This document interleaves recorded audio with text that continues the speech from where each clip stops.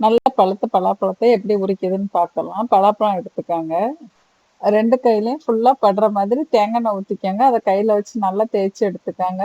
அதுக்கப்புறம் நீங்க யூஸ் பண்ண போற கத்திரி. அதாவது எந்த கத்திய வச்சு நீங்க கட் பண்ண போறீங்களோ, அந்த கத்தியிலயுமே நீங்க கொஞ்சம் ஆயில் அப்ளை பண்ணிட்டீங்க அப்டின்னா, இது நமக்கு பிசு பிசுப்பா ஒட்டாது.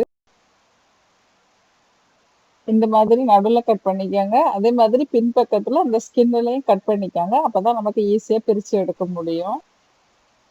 இப்ப நம்ம வெட்டிட்டு இருக்கோம். இத முடிச்சுட்டு நம்ம உள்ள சோலைய வளர்த்தி எடுக்கணும். அதுக்கு அந்த நடுவுல இருக்க தண்டு பகுதிய வந்து நம்ம ஃபுல்லா கட் பண்ணி நீக்கிக்கணும். அது எப்படின்னு இப்ப பார்க்கலாம். இப்ப நம்ம இத 2ஆ எடுத்தாச்சு. இப்ப நடுவுல உள்ள அந்த தண்ட வெட்டி எடுக்கணும். அது எப்படின்னு பாருங்க.